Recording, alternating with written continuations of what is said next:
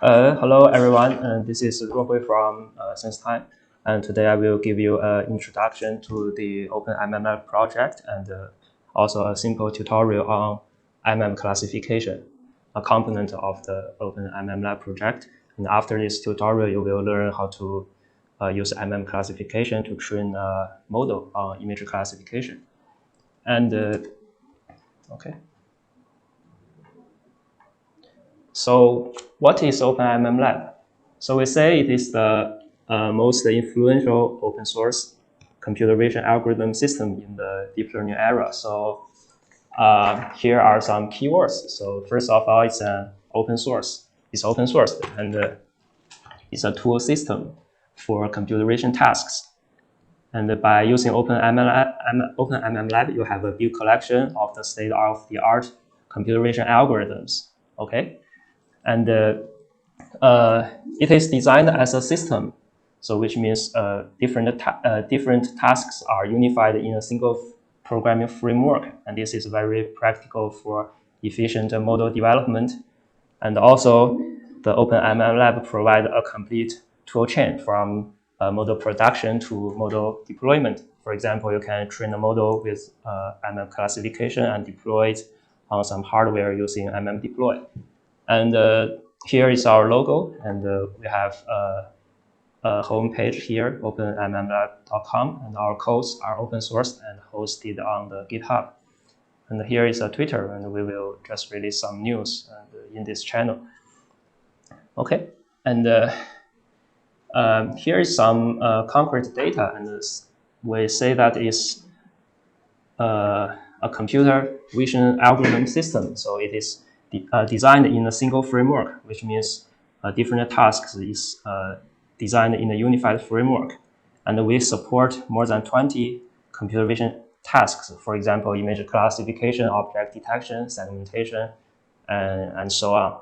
And for this task, we support 250 state-of-the-art algorithms. All of them are of leading performance. And based on these algorithms, we provide around 2,000 pre-trained models. And all of these models are just off-shelf, ready to use. You can just download them to perform some quick tasks.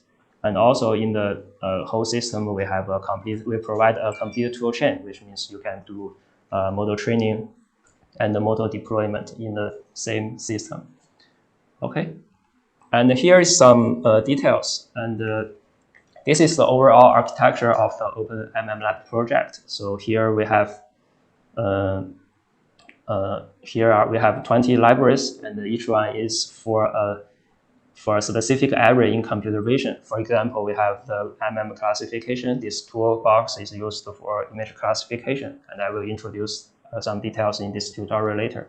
And we have also a toolbox for other tasks. For example, we have MM detection for object detection and segmentation for segmentation. And also we have low-level vision, action recognition, and OCR, and generative models, post-estimation, quite a lot of things.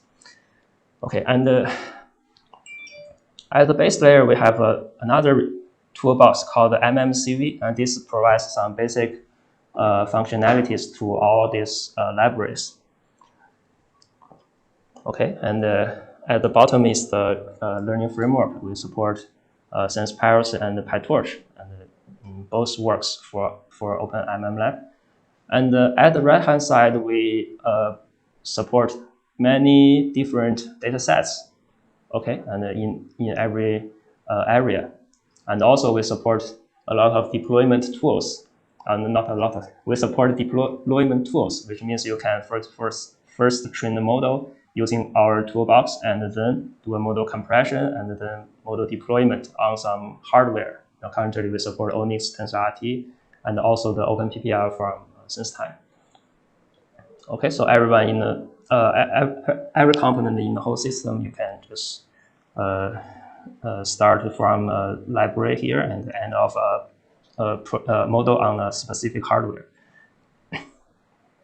Okay, here is some data captured from the GitHub. We say it's the most influential open source vision system because if we compare the number of stars on GitHub, so we have already surpassed the PyTorch. Okay, we have 55,000 stars on the GitHub for the whole projects, and PyTorch similar number. And we have more than 15,000 forks and 1,000 more contributors all over the world. And here are some key users, and all of them are famous universities or IT companies over the world. Okay, so this is an overview of the OpenMMLab project. And later, let's see some major repositories in OpenMMLab and what can they do. So the first one is MMClassification. This toolbox is designed for the image classification tasks. So it supports various models. For example, we have standard models like VGG, ResNet, SENet, HRNet, etc. And we support lightweight models such as the MobileNet, ShuffleNet, and we also support a model searched by NAS, Neural Architecture Search. So we have EfficientNet and RegNet. And we have also some bleeding edge ones, like the transformers. For example, we have Vision Transformer, the VIT model, and the Swing Transformers. Okay, so in this repository, we have included 23 papers and algorithms. Okay, and besides of that, we also implement abundant training schemes and tricks, and also support for common data sets. For example, the ImageNet dataset, the classifier dataset, all the things you need to do image classification tasks. And so the next one, we have MM detection. So this one could be, I think, one of the most famous repository in the whole project. It's designed for object detections.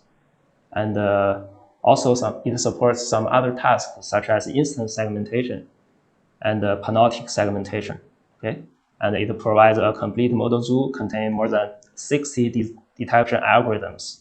Okay, from the two-stage faster RCN, one-stage ones such as SSD, RetinaNet, and cascade ones like cascade RCN, HTC algorithm, and it also supports some state-of-the-art anchor-free detectors such as the FCOS, and also transformer-based ones such as DTR and deformable DTR. And all these models, based on all these models, we provide more than 400 pre-trained models, pre-trained weights. Okay, it also supports common data sets such as COCO, the VOC dataset. Okay, so this is the detection toolbox. And next, we have the MM segmentation for semantic segmentation tasks. Also, it supports quite a lot of models and pre-trained weights. And we design all of these algorithms in a single framework, and we can have a very fair comparison between different algorithms. You can choose some parameters and do a fair comparison. Okay. And next, we have the MM Action Tool. This toolbox is designed for video understanding, and it supports tasks like the action recognition. So given a video and need to identify what action is doing by the people in the video, and we have action localization. This is given you a long video, you temporarily localize the action.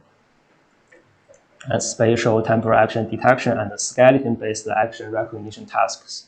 Also, it provides a lot of pre-trained models and support state-of-the-art algorithms. So action is based on video, so which means your software need to be very fast for processing videos. So this library is also optimized for speed. And also the accuracy of these models are comparable to the official repository of these papers.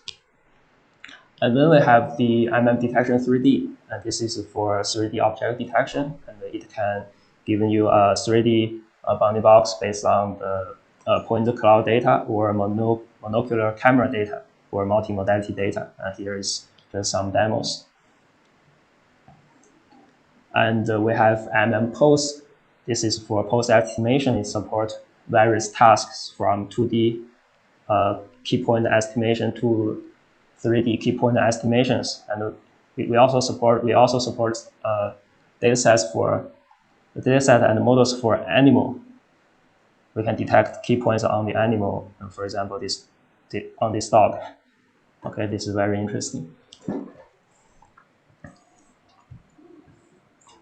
And then we have tracking. This is for object tracking in videos. So currently we support video object detection and multi-object tracking and single object tracking. So here are just some demos from the repository. We can track different objects in the video. And here is a demo. And we have MMOCR. This is for optical character recognition. We support text detection, text recognition, and key information extraction tasks. Okay, so all of these are, for all these tasks, we provide pre-trained models on the repository. And we have the editing. This is designed for low-level vision. And for example, we support image inpainting, so image matting, and image and video super resolution. And in recent days, we also support frame interpolation tasks. And next, we have the generation. This is for generative models, specifically GAN-related, GAN-related models. And we have support conditional and unconditional image generation, and also image translation, such as the pics-to-pics and the cycle-GAN models. Here we support, for example, the style GAN, the big GAN models. Okay. Okay, so here is just an overview of the OpenMMLab project, and here we can have, if you are interested, you can just go to the GitHub page, and it's here, and we can see this under this home page we have quite a lot of repositories, and each one is what I have introduced before. And if you are interested in someone, you can just open it and just see some documentation here. Okay, this is a documentation website. You can just navigate from the home page and to the documentation. So, so this is a basic review of the OpenMMLab project, and later I will show you how to do some write some codes. So before writing some codes, we need to set up environment, and this is you always need to do this before you're running some software. And so here is the software stack of the OpenMMLab. So so at the most bottom is our hardware and the operating system. And currently OpenMMLab support running on both Linux and Windows, and support both CPU and GPU. But we recommend using Linux with GPU. Okay. And above is the Python and the Paris is our base deep learning framework. So OpenMMLab is based on Paris or PyTorch.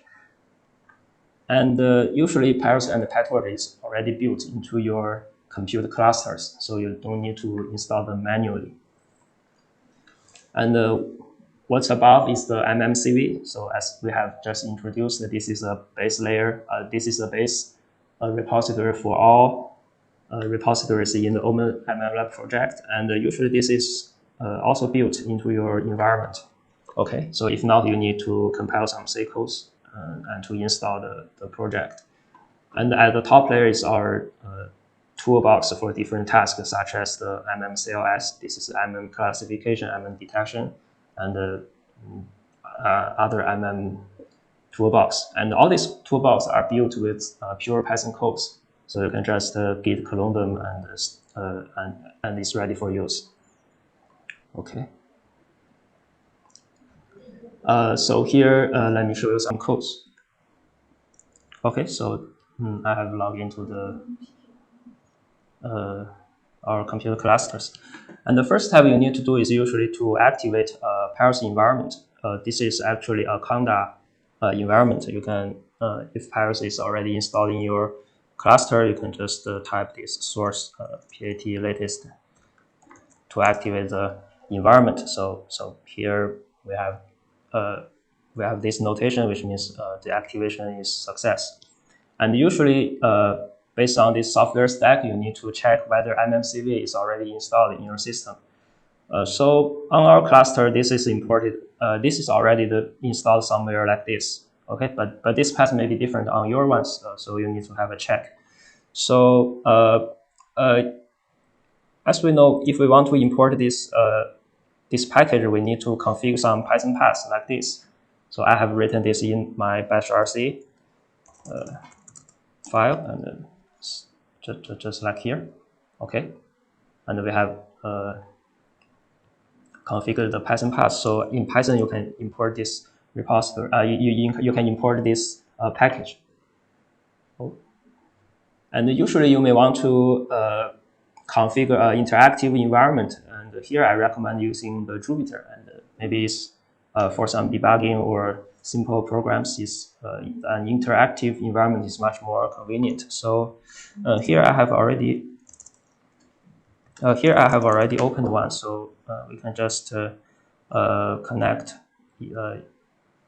connect to the Jupyter through our web browser. So here we have a Python interactive environment, and we can, for example, have a check whether the parts is correctly installed. And okay, here we can import that. So the environment is successfully activated, and we have also configured the MMCV. So we will need to try if MMCV can be imported correctly. Just is successful. Okay, and here let's start. And then we have configured pirates and MMCV, then we need to git clone some of our repositories to the server. And I have cloned these repositories because in our company the cluster is disconnected from the internet. So I did this job previous to this workshop. So if you want to do this, you can just open this GitHub page. For example, let's navigate to the MMClassification, and you can just, for example, copy this path and maybe git clone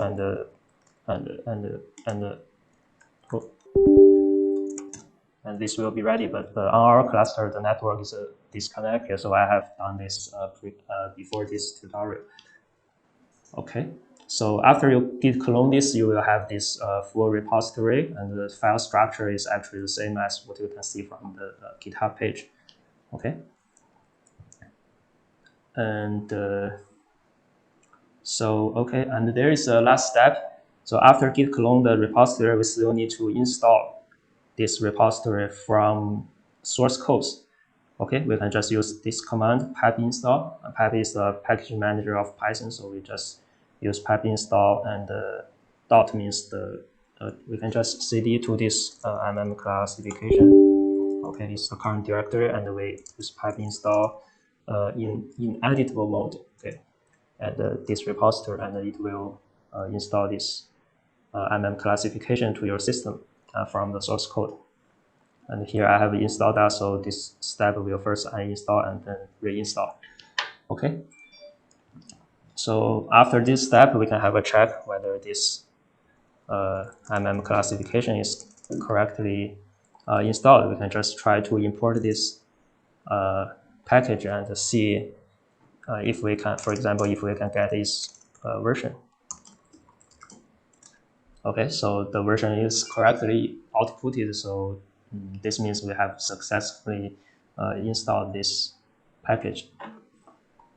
Okay, so if you want to use detection, you can just repeat these steps to git clone detection and then install it using pipe. And there will be no conflict because they are somehow standalone packages. Okay, so I will continue. Okay, so after configure your environment and install the MMClassification, let's write some code and see what can MMClassification do. This is the contents of our codes, and I will have installed the MMClassification. And second, I will show you how to do image classification tasks with some pre-trained models. Okay, we say that we have 2,000 pre-trained models, and all of them are ready to use. And how to use that, I will show you. And then I will show you how to train an image classification model based on the ImageNet dataset. Okay, this is what we call the standard configuration. This by standard we mean this is the configuration of some papers.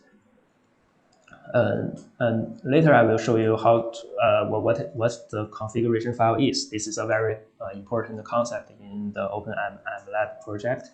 And at last, I will show you a practical case and how to prepare your own data and train your own classification models based on fine-tuning. Okay, so let's start one by one. The first one, the code is just here. It's very simple code. We can just download some pre-trained models and use this several pieces of code. We can just perform the inference task. So here is just a demo. And this is a banana picture, and by using this code, we use a pre-trained MobileNet v2 model to inference on this image, and we got this result. This is a banana, and the confidence score is 99.99%. Okay, and here, okay, so let's switch to the code. Okay, I have prepared this in a Jupyter notebook. Okay, and this is what we have done, and we have already installed this we have already installed the package. So here we just try to import it and print this version to make a verification. Okay, and the first task we want to do is inference. Okay, so as we said, there are already some pre-trained models, but where to find? And we have two places to find. Actually, they are same. And the first one is you can navigate to the GitHub page, and here we have a folder named configs. Okay, you just enter this folder, and here we have quite a lot of pre-trained models. Each one is a paper, and we can, for example, go to the ResNet. Okay, here we have trained quite a lot of ResNet models based on different configurations. Maybe some of them are duplicated, and here we have a list.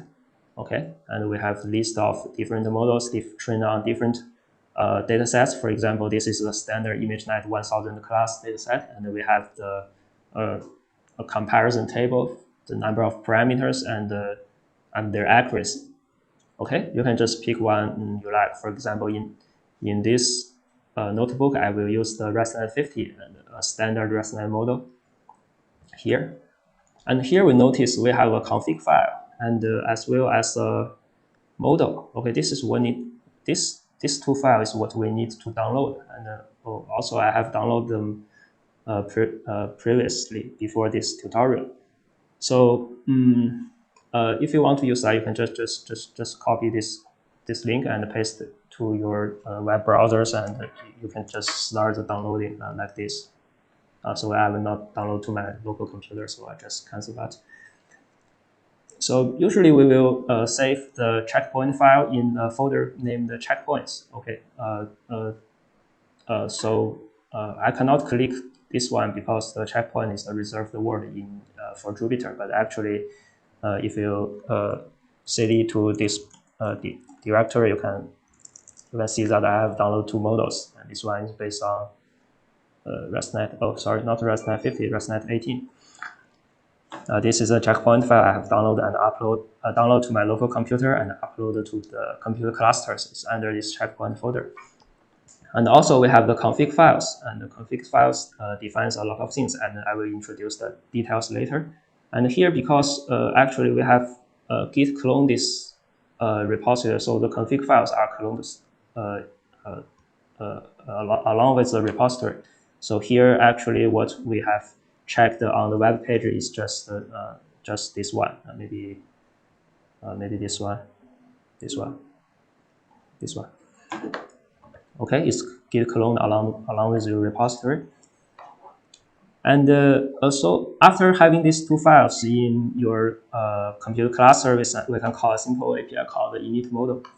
And by calling this function, we supply with our config file and the checkpoint file, and usually we will indicate a device. Here on this node, we don't have GPU, so I use CPU to inference. If you have GPU nodes, you can just replace this string to CUDA, and it will use GPU to perform the inference. So here I will use CPU to have this demo.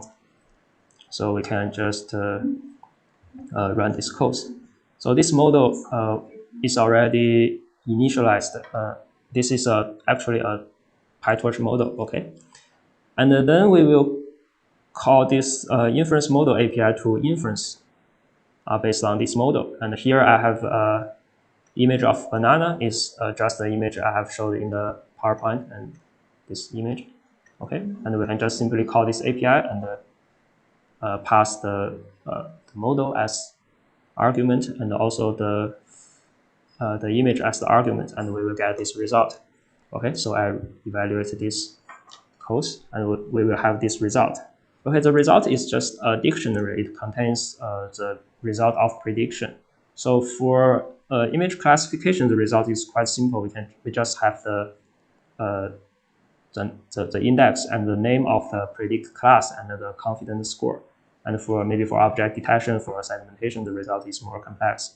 Okay. And maybe the numerical ones is hard to visualize, so we can also call another API called show result pyplot. It will plot the result on the image based on the matplotlib. And for classification, this is very easy to just print some information on the image, but maybe for object detection and semantic segmentation, you will need to draw some bounding box or segmentation masks on the images. Okay, but actually the API are same among these repositories. Okay, so this is all the code you need to write to use a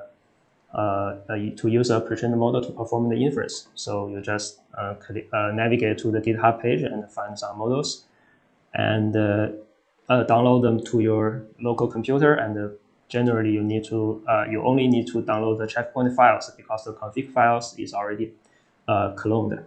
Okay, and you init the model and inference the model, and then maybe show the result or use the result to perform the following tasks. So this is all for inference. So we have built this framework, so this procedure is not very hard.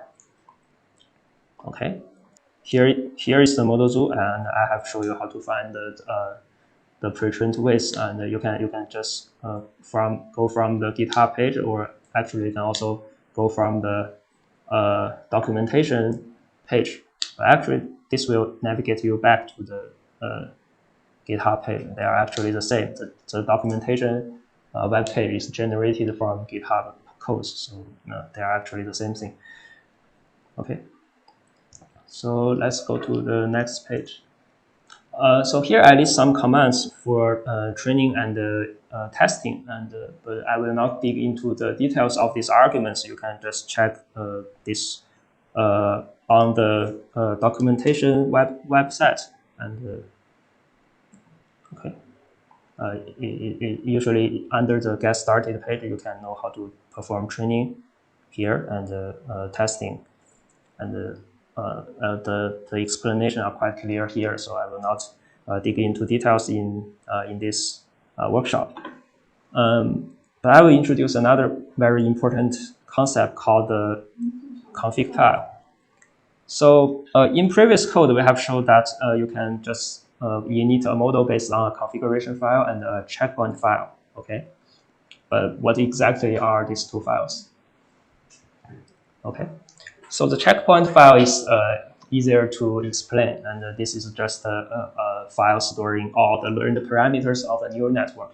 And maybe you have used the PyTorch, you will, after training a neural network, you can use torch.save, okay, to save the parameters of a neural network to a PTH file.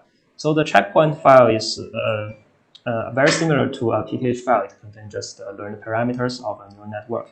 Okay, we have trained different models and uploaded to our GitHub, and this is what we call the pre-trained models.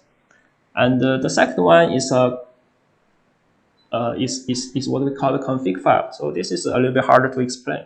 So generally speaking, it defines everything you need to know to train the model. Okay. So what thing do you know? let's consider a simple example. So for example, you want to write a program to train a linear 5 model on the MNIST handwritten digit data set, okay, from scratch. You write code from a blank PY file and using PyTorch. So every beginner in the deep learning area will know how to do this. So, but basically to summarize, we will do such things. So first we will inherit the torch.n.module to define a specific linear model, okay? And later we will inherit torch.dataset to define an MNIST dataset. And usually we will override the getAtom function of the dataset of the class to define how to load one data into the Python. Okay, and also we may add some image augmentations, and maybe based on torch vision. And finally, we will put everything into a data loader. And the next, we will define an optimizer, for example, the SDD stochastic gradient descent with momentum. Okay, and everything is ready. We will write a double for loop. The outer one is for epochs, and the inner one is for batches. Okay, and at each iteration, we fetch data from the data loader, and maybe forward the network and backward, and step the optimizer to update the parameters. And also, we need some peripheral codes for logging or evaluation. So here is an example from the PyTorch official app. Let's just have a look of that. Okay, so here we will inherit n.model to define a LNet. Okay, this is a convolutional neural network. And we will, okay, here we will define a data set, and as well as some data augmentation, but augmentation is not available here.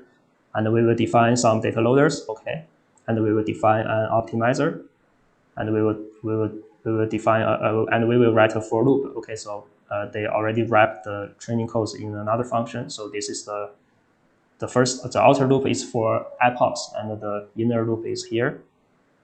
Okay, for batch in the data loader, and we will forward the data to compute the loss, and we call loss.backward to compute the gradient, and we call optimizer.step, okay, to update the parameters. And we also need to write some codes to visualize the loss and maybe do some logging. And finally, we save a model to a PTH file or something like that. Okay, this is everyone will learn when they start to learn deep learning. But consider tomorrow you want to do another thing. You want to train a ResNet based on the ImageNet dataset. But what you need to do, you will notice that what you need to do is actually the same as compared to the previous example. So you just what you just need to modify is maybe you need to modify the network and maybe to a ResNet network and modify the dataset to ImageNet and tune some parameters. Okay, and maybe this is a big task. We'll need to write some codes for distributed training. Okay, but actually this is the same as compared to the previous example. So this hints us the design of a framework. We can just extract the common parts of the program as the framework itself, and supply different parts as argument to the framework to launch a training. Okay, so in simple words, the former one, the framework itself, is the MMClassification plus MMCV, and the later one, the network we need to define, the dataset we need to define, the optimizer, the parameters we need to define, is written in a config file. So this is what config file means. It defines everything, including network, datasets, parameters. You need to set to train a neural network. So here is the explanation of the config file. You have everything you need to know. And for each pre-trained model, we provide a config file as well as a checkpoint file. So this is what we have done. We have downloaded when we perform the inference tasks. And also, you can write your own config files to define your own experiments, of course. Okay, this figure may be more clear. So how config file and the framework combined together.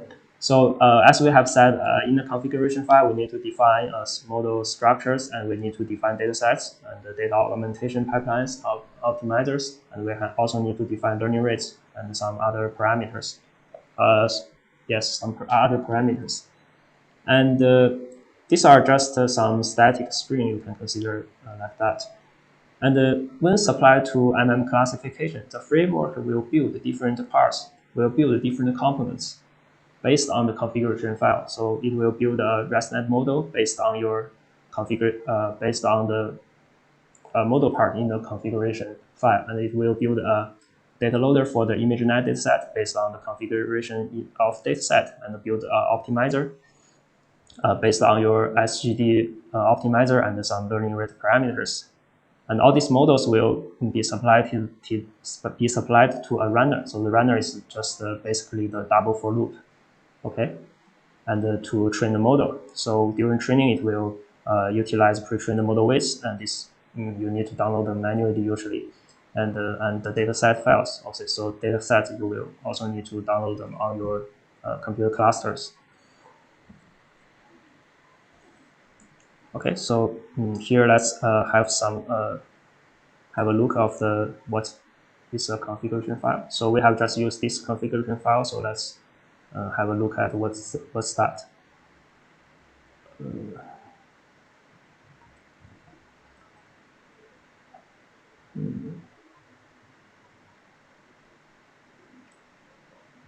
So this is quite simple. Just we have one line, but this is actually a combination of 4 sub configuration files. We can see them one by one. So first, this is a model parse.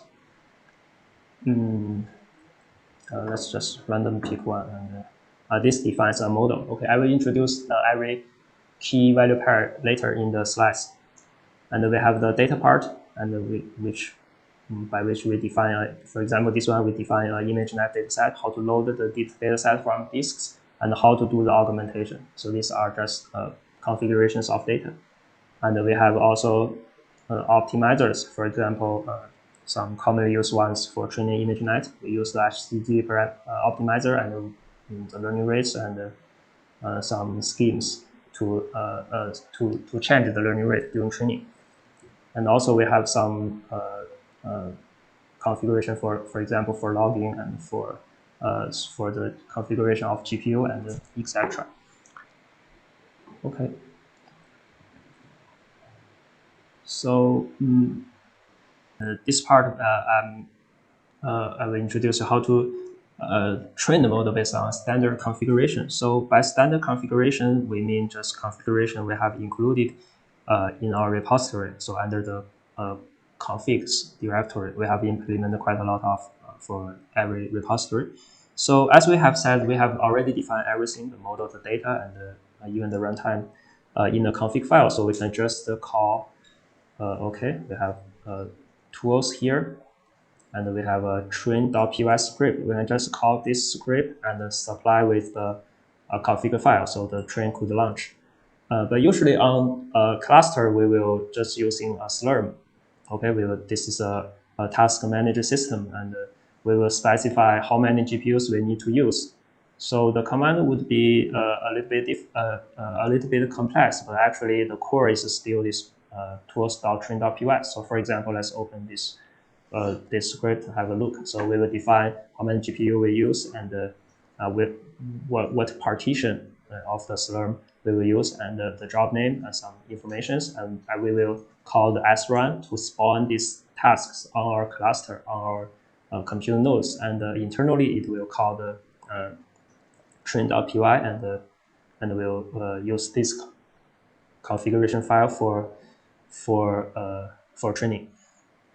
Okay, and here I will just I have written this one, and let's just have a test here, and we can just copy this command. And now this is our compute clusters, and make sure the working directory is just the root directory of the MMClassification. Okay, so you cannot start this job under some maybe checkpoint folder. You need to switch to the root folder of the repository, and you just I will just paste this command. Okay, it will spawn the task to some compute node. Okay, let's maybe you need to wait some times, and it will start running. Let me wait some time.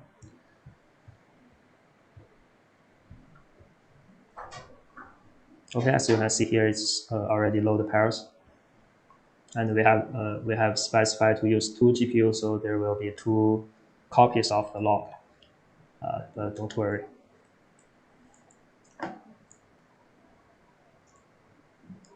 The cluster may be a little bit busy at our side, so maybe it require more time to. Okay, the training has started.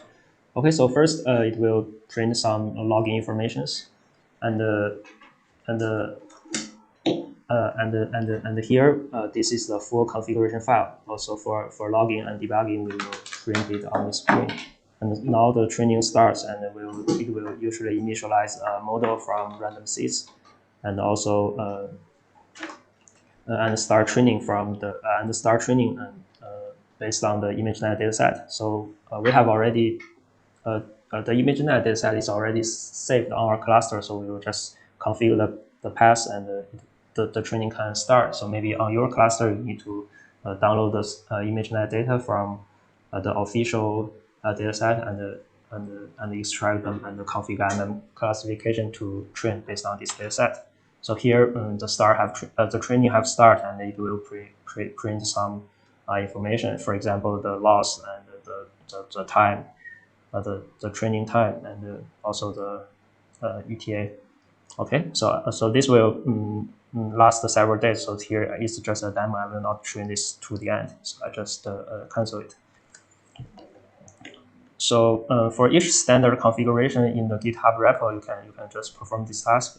For example, to reproduce some accuracies of the paper, you can if you hope to do that, you can just train this standard configurations.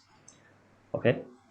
So so all the usage of this command are on the documentation set. So you can just check this get start page, and it will teach you how to use the commands. Okay, this is explained very clearly here, so I will not dig into the details. Okay.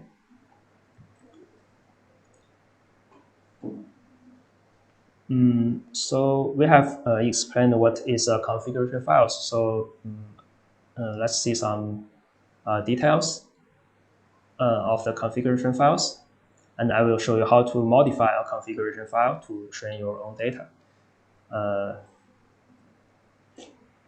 So let's first see some details of the configuration files.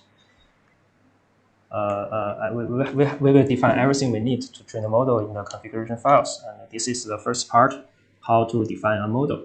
And this is the config of a ResNet 50 model. So it consists of 3 parts. Okay, and we call the backbone, neck, and head. And usually, if you know some details of the ResNet, you will know that it has a backbone. Okay, consists of several residue blocks. And this backbone will take an image of maybe size 224 by 224 and produce a feature map. And it's usually spatially downsampled maybe 32 times. And it will get you will have a feature map maybe of size 7 by 7 and of 2048 channels. Usually we will feed this feature map into a global average pooling layer and to get a feature vector. Okay, we just reduce the spatial dimensions and just got a feature vector of 2048 dimensions. And this part, usually we call it a neck. And so after we get these feature vectors, we will supply it, we will feed it to a fully connected layer and also a softmax layer to get the final classification probabilities. Okay, so this part is, we call it a head, a classification head.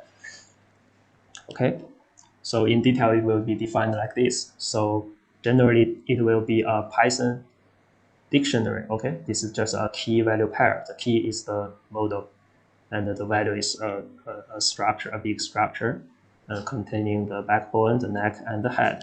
Okay, so basically every image classifier in MMClassification is named the image classifier, and maybe in detection something called two-stage detectors, the stage detector, and etc. And here we define the backbone part, and this is a ResNet model. Oh, sorry. This is a ResNet model with depth 50, and we need to use all the 4 stages. Okay, in ResNet model we have multiple stages. Each one downsample the feature map from previous stage by 2 times. And we define our next, and it's a simple global average pooling layer. You can also, if you don't want this neck, you can just write neck equals none. And we have had, this is just a linear layer, and we need to specify the number of classes, okay, in our data set. And the channels is actually the number of channels outputted by the neck or backbone. Okay, and we will define a loss. Usually for a classification task, we have the cross entropy loss and the weight. Usually you have only one. When you have only one when you have only one loss, the weight is not important. So, okay, so this is some details, and I will just explain that.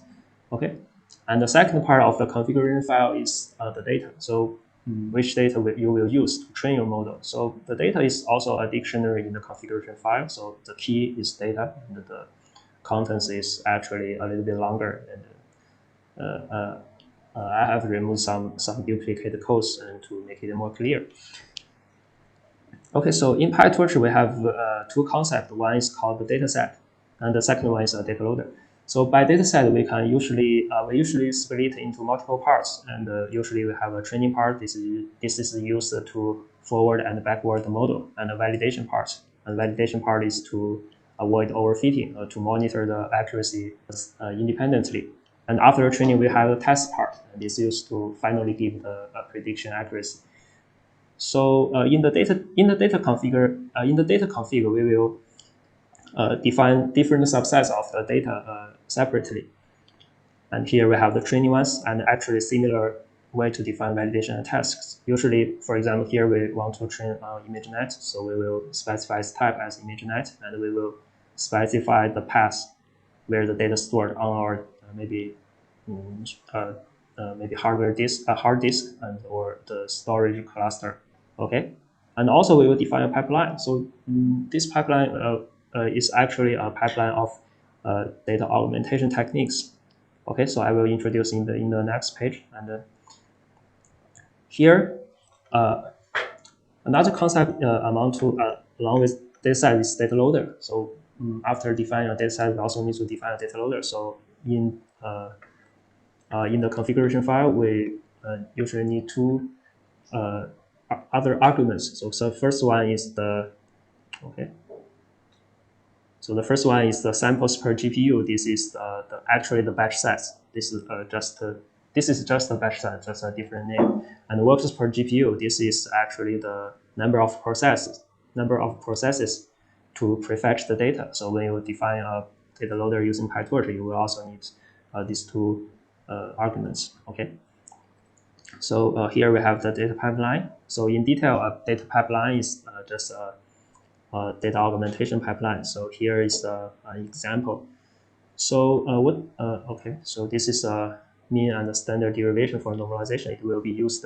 It will be supplied here, and so usually a data set we have defined will return a path to our image. For example, we call data set bracket 1. It will return a path to an image, just like this.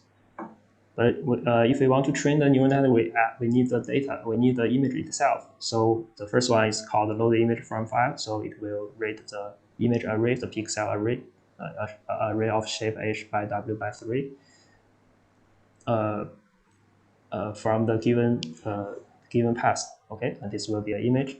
And usually we will do some random data augmentation. For example, random resize and crop, and we will crop randomly make a crop based on this image. And usually of size 224 by 224 on ImageNet. Okay, and maybe we do a random flip and flip horizontally like this. Okay, and this is still an image. And now we will need to convert it to a tensor. So usually the image stored on disk have pixel value from 0 to 255 usually, but usually when we're training the network, we will convert it to float and maybe do some standardization and normalization. Just this is what this parameter is used. So it's used for image normalize, and after normalization, we will convert it to a PyTorch tensor. Okay, and then feed into the neural network.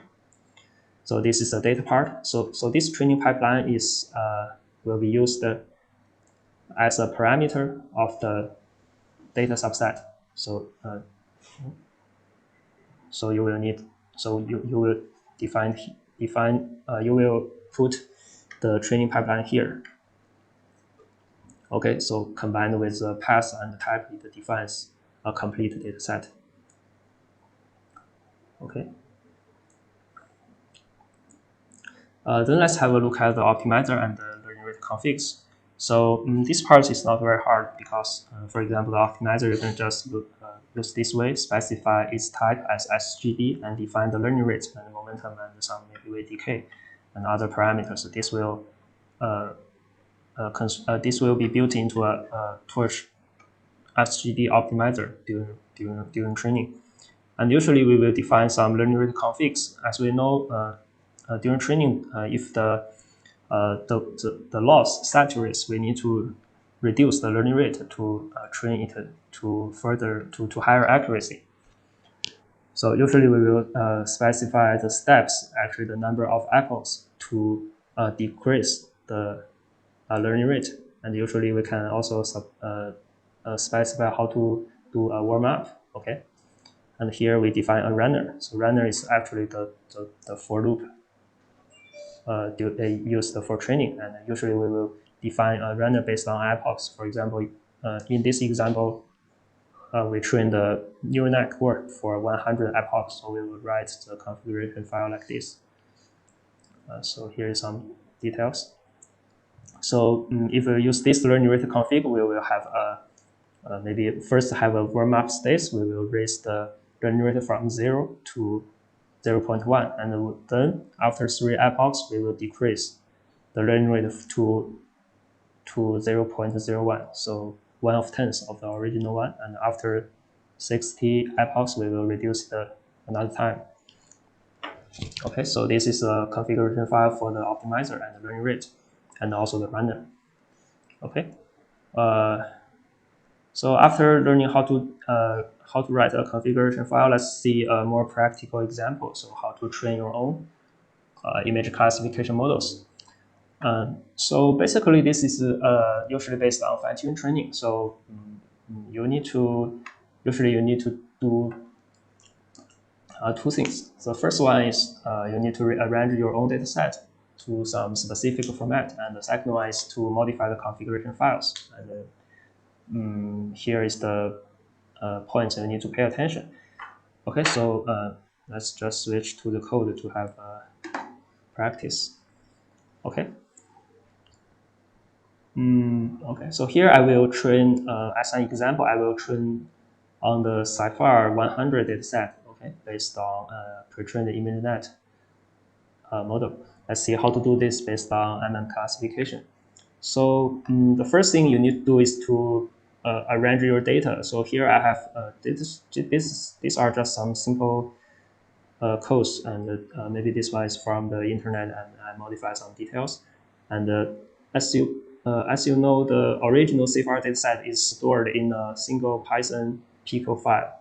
Okay, so but to use that, actually, MMClassification supports such kind of data format, but in this we just show it for an example. So we try to reorganize it to the ImageNet format. So we will write some folder, we will write some scripts to extract the image and save it to standalone image files in the disk. So here is an example. So this is the result. We have arranged the data into an ImageNet format, and we have a train folder and a text folder containing different images. Maybe every file is a single image of some object. For example, this is a fish. And we also have 3 text files. Okay, so first one is classes. So what does classes means?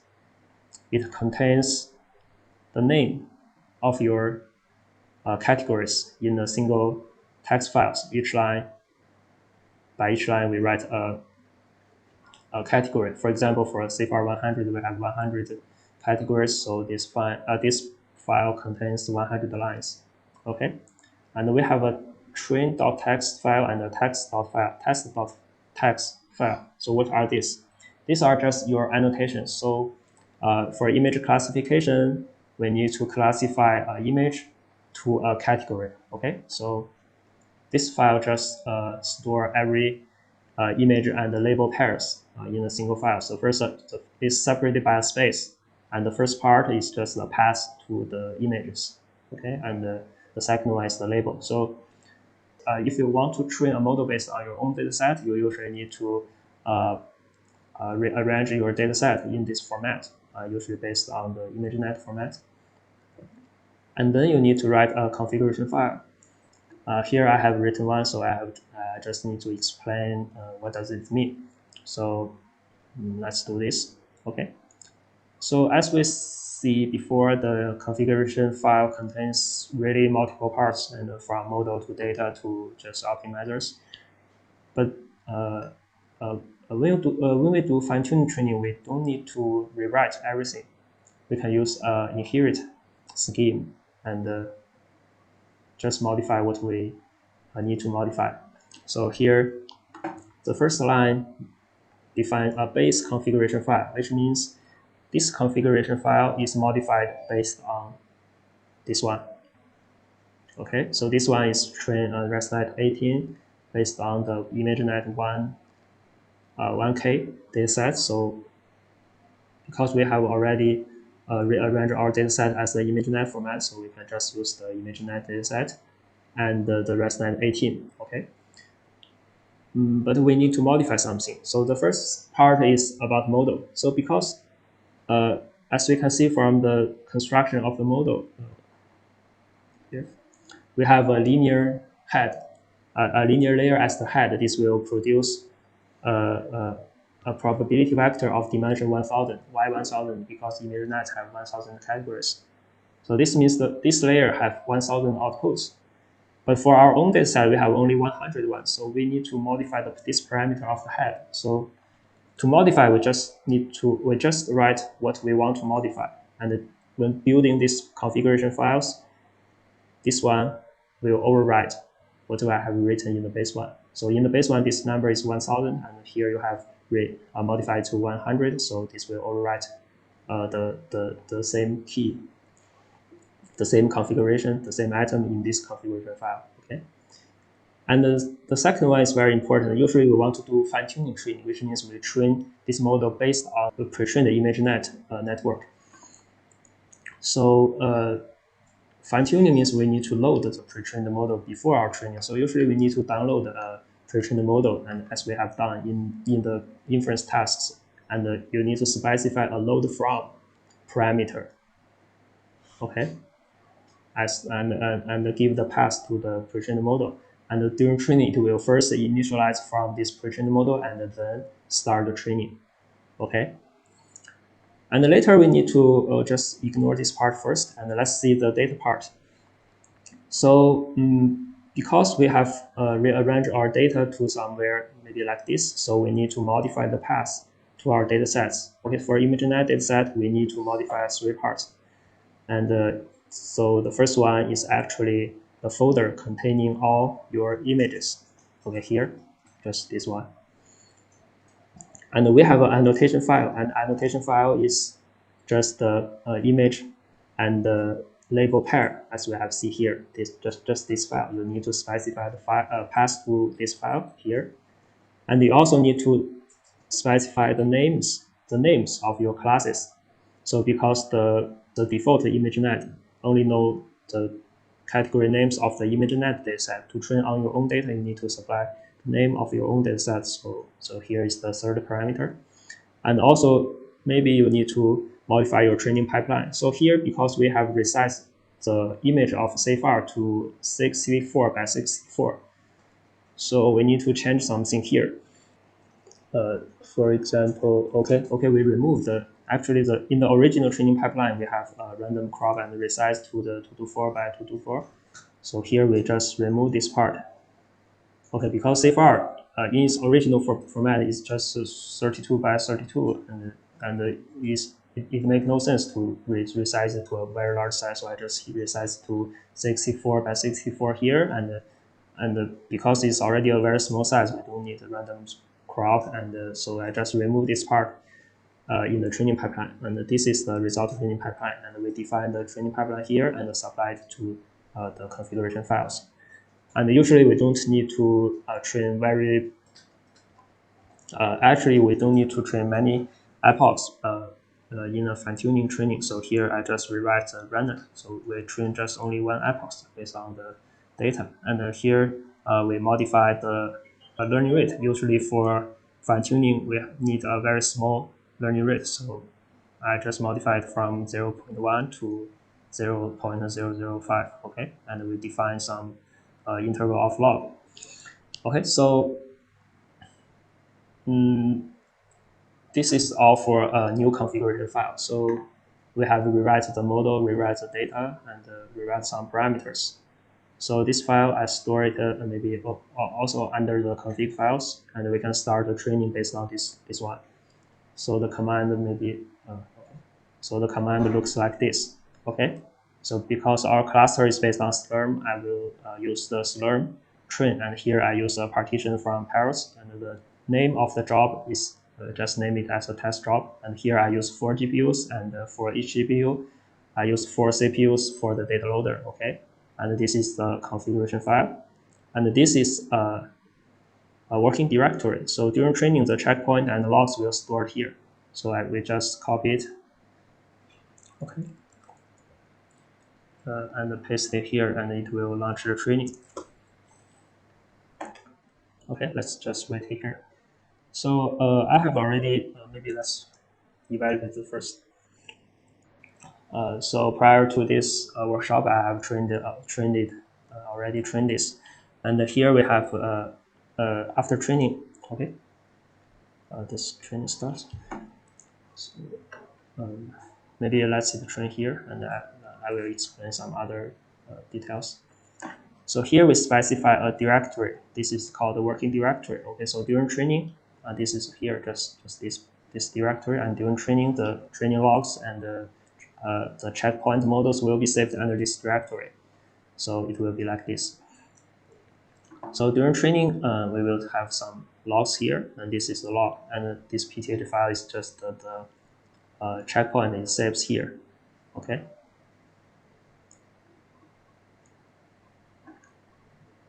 And after training, we will have this. This is not finished, but after training, we will, for each epoch, we will save a model here. And this is because we have only one epoch, so there is only one checkpoint file, and we will have another file called the latest. Latest is just a symbolic link to the epoch ones, to the latest ones. And here is the dump of the full configuration files. As you can see, what we have written in the configuration file is dumped here, the training pipeline, the model. Okay, so after training, we can evaluate this model. So here, to evaluate, we can perform the same thing here. So we just repeat the inference steps. So here I just pick a random image, and it's an apple, and we init based on our own configuration file and the result of the training. So this is trained model under the working directory. Okay. So we can init this model and inference the model, and we can see the result is actually correct. This is predicted as an apple, and with a confidence score of 99%.